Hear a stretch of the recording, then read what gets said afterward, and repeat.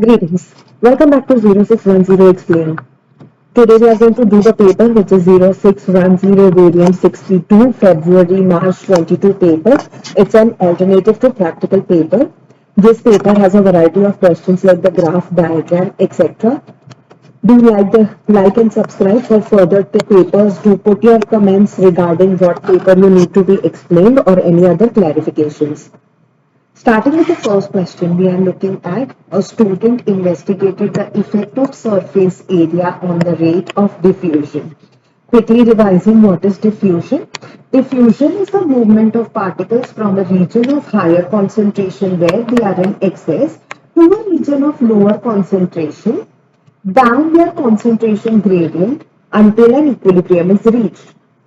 As we understand, why are the particles moving from away from each other? Because they are colliding and they have enough energy to push away from each other. They will keep on colliding till the time they are equally spaced off. This is called as the state of equilibrium. The student prepared different sized blocks of the agar. So let's have a look at what does the agar look like and what are the sizes of the blocks. So here we are looking at, this is your agar plate. In this agar, we are talking about this sizes. This is a larger size, the medium size, and then the slower size. This is a petri dish apparatus which is used in the laboratory. So this is how the experiment was conducted using different sizes of the agar. Okay, the agar contained universal indicator which made the agar green in color. So I hope you all are aware with the concept of universal indicator. I have kept a slide ready for you all. So universal indicator in neutral condition generally is green in color. Okay, as it moves to the acidic condition, it will go from lighter colors to light green, yellow, and then move to brighter colors like orange, pink, red. Condition is acidic over here. And here when we are looking at the alkaline conditions, it goes from turquoise blue to purple and the alkaline condition of 14 pH. So the question mentions that the agar block is in green color, which is neutral. Now moving ahead, we are understanding the scenario.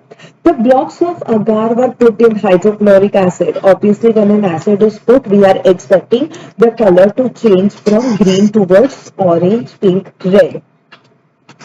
As the acid, okay, the universal indicator turns red in the presence of this block of the acid. As the acid diffused to the agar block, the indicator changed from green to red. That's exactly what we saw. The time taken for the acid to diffuse to the center of the block was measured. Now let's see how the measurement is done. So here you can see that it is turning from blue to pink. Okay, and here it is just showing you how to take the measurements.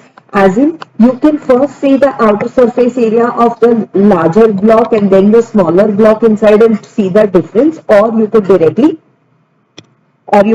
see the measurements of the inner block and find out the distance traveled by the two. So, as you can see here in the diagram that they have kept of different surface areas, the dimensions are given to us. 10 cm cube of 1 mole dm cube of hydrochloric acid was put on each of these test tubes. The student used a ruler and a knife to measure the cut 4 blocks of ABC. That's exactly what we are saying, the use of the ruler. Agar block A was placed in one of the test tubes containing hydrochloric acid. A stop clock was started. The color of the agar block A was observed. Okay, so you can see that each of them were individually observed, and the agar block A, which is having the highest dimension, to the difference in the agar block D, which is having the lowest dimension. So this is how the calculations were done. Step 3 was repeated with the remaining block B, C and D. Figure 1.2 shows the time taken for each agar block to become completely red. So here they have given you time in minutes and seconds. I have mentioned in the earlier videos as well that always the measurements will be in seconds. So here we need to convert these times into seconds so we can just do this calculation. convert the time shown in figure 1.22 seconds. So here in this question it has already been mentioned, and then record it in your table. So they are expecting you to make a table. The table is a very simple one. It has got two sides, just the agar block being the independent variable, because that is what the experiment was started with, the surface areas, and the time taken is your dependent variable. Okay, and the time taken is your dependent variable, and we are looking at the conversion of time. So the conversion of time is 1 minute is equal to 60 seconds. So when you are doing 6 into 60, okay, and then you are going to add the 56 over here. Okay, so this is how you are going to derive your answer for each of them. So 360 plus 56 is going to give you 416. This is exactly the answer that we have put up here. Okay, then we are looking at 60 into 3, that's the minutes given to you, as 180 plus 2, so that's 182 seconds. That is how you are going to find the details of all of them. Okay, now state the conclusion for the results of this investigation. So as we see that the block A was of the largest size and the block B was of the smallest size. So we are saying that as the surface area increases, the time decreases. So more the surface area, more time it takes for diffusion or the agar to change the color. Or we can also mention that as the surface area decreases, the time for changing of the color decreases. State the variable that the student measured, the dependent variable. So we are looking at the time which was measured in this table, which we have also recorded. So you are looking at the time taken for the block to completely change the color. Next question. State the variable that the student changed, that is independent in this investigation. The student kept on changing the size of the block. We can see here with the different diameters or the, measurements. So here we are understanding is the size of the block or the surface area to volume ratio or the surface area of the block are your main answers. They will not accept your word as in shape of the block. All the shapes are the same, so that does not make any sense. State two variables that were kept constant in this investigation. So as we see in this point over here, that they took 10 cm cube and 1 mole of hydrochloric acid. So this is what we are going to exactly write. So the concentration of the hydrochloric acid, the volume of the hydrochloric acid in all the experiments, they have not changed, like hydrochloric, sulfuric, they have not changed anything. They just get the same type of acid. Again, we are talking about maybe the agar may be cut from the same block, or of course he's using the same type of indicator, which is the universal indicator. So any two of this can be written just for 2 marks. Suggest one way of improving the method of this investigation. It's a 1 mark question. You need not write more. So it is repeat the investigation to look out for any anomalies. Describe how step 2 could be carried out safely. So we need to go back to step 2, what they have done. The student used a ruler and a knife to measure and cut 4 blocks. Now here cutting can be hazardous, something can go wrong over here. So you can talk about cut away from the body or cut towards the tie. Always cut on a flat surface. Do not use any other ways, as in like, cut using your hand, and all of these practices should not be done. Now here in this question, we are talking about ignore writing gloves or cut carefully. You will have to give them an information about what are we talking about. The gloves can be cut with a knife, so that is not a valid point. Okay, and we are talking about cut carefully. You will have to give the instructions cut away from the surface and all that. Okay, so writing cut carefully is not accepted. Now, table 1.1 shows the surface area and the volume of the block of agar that were used in this investigation. So now they are asking you to calculate the surface area to volume ratio of the 1.0, 0.5 and 0.5. So 1.0, 0.5 and 0.5. So as you can see, it is this block of the agar. We are looking at the surface area difference. So we are going to look at 2.50 divided by 0.250. Your answer is going to be 10. It's a ratio, volume is to 1. So that's how you are going to calculate this. Do like, share, subscribe, comment if you like the explanation. Many organisms have adaptations that increase the area of the gas exchange surface. Like we have the alveoli, the fishes have the gill. So in your photograph, you can see a part of the fish gill. They are asking you to draw a large diagram of the part of the fish gill shown in the box. So here I have kept one diagram ready for you. This is how the drawing is supposed to be done. Now what are the marks going to be done for? So the marks will be calculated for the outline, that is 1 mark where you cannot see any broken line. So if the line is broken, as in like, you are joining something like this, okay, and then the line is coming like this, okay, so this is not allowed. So broken lines are not allowed. So 1 mark is for your outline, which is a one solid line. Then the size, it has to be bigger than the diagram shown, and we are looking at the details or proportions. It should look somewhat similar to what it is, and we are looking at 18 branches and one alteration. Okay, so 18 branches, so 1 2 3 4 5 6 7 8 9 on each side. So we are looking at 18 branches as an alteration. Okay, so this is the diagram that we are talking about for 4 marks. Very easy to gain this marks.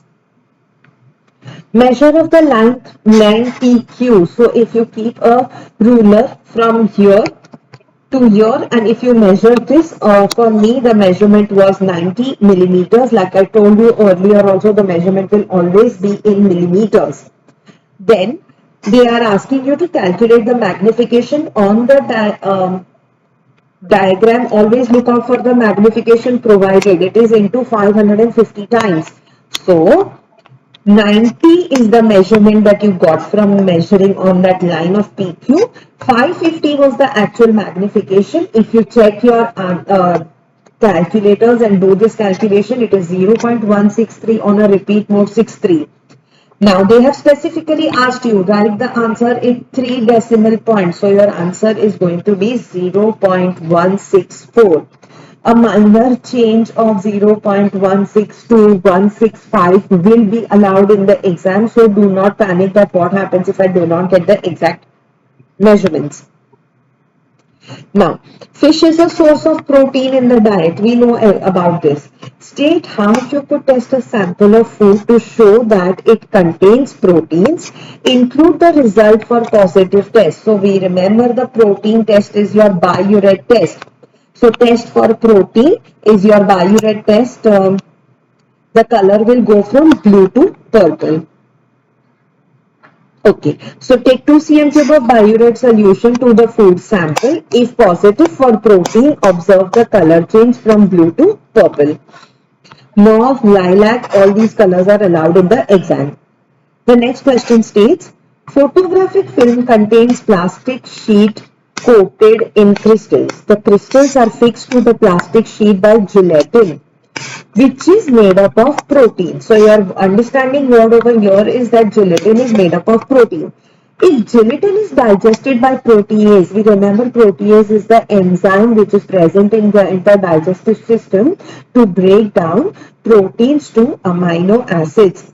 Okay, and protease enzymes, the crystals will fall off, as in the gelatin crystals will fall off and the film will become transparent. So you can see this is the normal film and this is the one which is treated after the protease thing. Plan an investigation to determine the effect of temperature on the activity of protease using the enzyme. Okay, so here the 6 marks answer. Take 2 different photographic films for 5 centimeters each.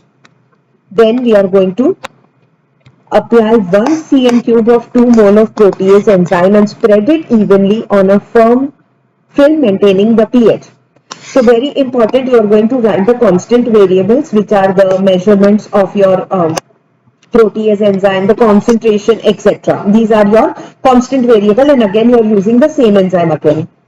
Keep the films in two different temperatures, first at 30 degrees Celsius and the other one in a thermostatically controlled water bath, and the other one in a refrigerator, so that you can see the differences in the temperature. Measure the time taken for the film to become transparent or clear. Repeat the experiment 3 times at least to identify any errors or anomalies. Use gloves, safety glasses and lab coat for this experiment. So this is the experiment which is going to give you 6 marks. Moving ahead, coming to question number 2. Cabbage leaves contain vitamin C. Boiling the cabbage in water reduces the vitamin C content of the leaves. Some students investigated the effect of boiling time on the concentration of vitamin C remaining in the cabbage leaves. So the student prepared the cabbage samples using this method. Heat a large volume of water until it begins to boil. Measure the mass of the chopped cabbage you are adding inside. Place the chopped cabbage leaves into the boiling water. Continue to boil the water.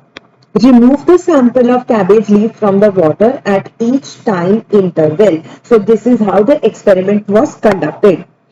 Take 2 pieces of apparatus other than the safety equipment that would be required to carry out this method. So since we are going to boil it, we can use a Bunsen burner. In my previous experiments, I have shown you that this is what is a Bunsen burner. You can put a wire gauze on top of that and then place the beaker on it. Then we are talking about using a tripod. So this is a tripod. So these are the different things that you can use for this experiment. Okay, then we are looking at the results which were investigated with the vitamin C concentration of each cabbage leaf. They were observed from 0 minutes to 25 minutes. A graph was expected to be plotted over here. Your x-axis is the independent variable, which was the boiling time in minutes, which was decided at the start. So this is your independent variable, this is your dependent variable. Okay, so independent variable boiling time in minutes, dependent variable vitamin C concentration per milligram per 100 grams. You are going to plot the graph and then you are going to make a smooth curve.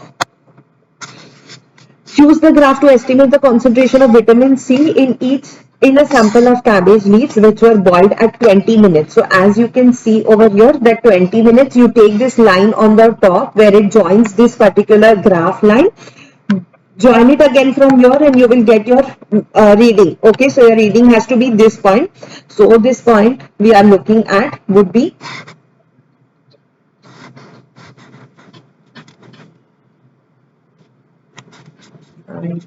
okay. Moving here, we are looking at give your answer for the next question. So the next question we are looking at okay, here I think I have done a mistake. I think the answer should be around 18. Okay, I'm just going to make this change over here. Okay, so the answer would be 18. Moving here, we are going to table 2.1 shows that at the start of the investigation, 100 grams of boiled cabbage leaves contain 34 milligrams of vitamin C. Using this information, calculate the percentage decrease. In my earlier videos, I have already done the formula for percentage decrease. So, for vitamin C in 100 grams of cabbage, which was boiled at 25 minutes. So, for 25 minutes in the table, we are looking at that your final was 30. The initial you started was from 34. So, we are going to look at 34 minus 30, which is going to give you an answer 21. Upon the initial, so 21 upon initial is into that is divided by 34 into 100. So your answer is going to be 61.764. We are given an information of two significant figures. So your answer is going to be 62%. The student wanted to know if the vitamin C had moved from the cabbage leaves into the water that leaves were boiled in. So for this, they are asking you to do a test for the presence of vitamin C, which is your DCPIP test. So if we look at the DCPIP, the initial color is blue, and as you add drops of vitamin C, it goes to colorless. Okay, so this is your DCPIP. Take 5 cm cube of DCPIP dye in a test tube. Take the cabbage water in a dropper and add it drop by drop to the test tube. For positive results, observe the color change blue to colorless. That's for 2 marks. Okay, that's the end of the paper. Do write in the comments if you have any doubts, any explanation not understood, if there are any specific papers, tables, graphs, etc. you want me to solve. Thank you for watching 0610. See you soon again.